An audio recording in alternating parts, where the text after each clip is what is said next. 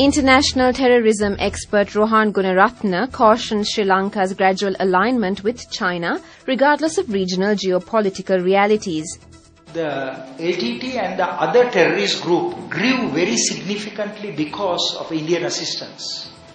From 1983 August until 1987 May, India's Foreign Intelligence Agency, the Research and Analysis Wing, provided arms, ammunition and explosives and guidance and direction to 6 terrorist groups, including the LTTE. So the first batch of Tamil Tigers were trained in Chakrata, north of Dehradun, in a facility called Establishment 22. Prabhakaran himself visited that facility.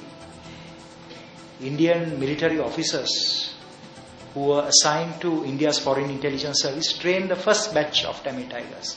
Second batch was trained in Himachal Pradesh. So first batch in Uttar Pradesh, second batch in Himachal Pradesh. 8 other batches were trained in Tamil Nadu, including the batch that produced Thenmozhi Rajaratnam, known as Dhanu, the lady who subsequently killed Rajiv Ghandi, the woman who killed Rajiv Ghandi. Gunaratne said Sri Lanka suffered at the hands of the Indian intelligence arm, the Research Analysis Wing, better known as RAW, due to pro-Western and open economy policies of the then JR Jayawardana regime. During that time, I met the founder head of RAW, Mr. R.N. Kao, and he told me 4 concerns that India had. One was, he said, you have stepped out of the non-aligned orbit, the Voice of America station. You are eavesdropping into India. You are having your Trincomalee harbor, you are going to give it to the American fleet. You are having oil storage facilities there. You are having the Israeli interest section here. You are having South African mercenaries coming. Because Sri Lanka was very Western oriented, because JR had an economic policy. Sri Lanka was the first country in South Asia to have a market economy, you see. India was still within the Soviet sphere of influence. Today, of course, it's very different. Today, the Israelis and the Indians are very friendly. The Americans and the Indians have developed great friendship. You see, but during that time, India punished Sri Lanka because of that. And I have no doubt that India will once again punish Sri Lanka if we flirt with China at the cost of our relationship with India.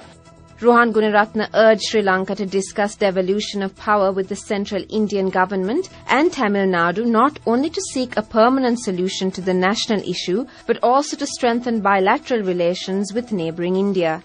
But Sri Lanka did make some assurances to India about devolution and other matters, and I think it is good time for Sri Lanka to take those issues with India, because right now with Mrs. Jayalalitha Jayaram's victory in Tamil Nadu, I think that New Delhi is facing a lot of pressure, you see.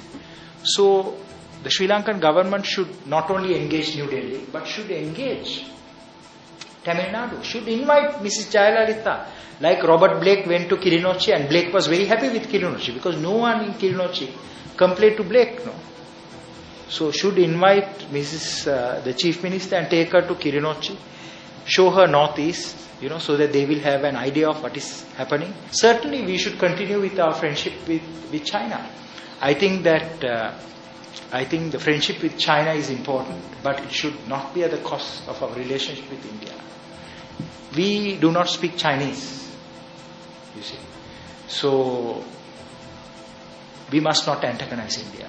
If we antagonize India, India will punish us. I have no doubt.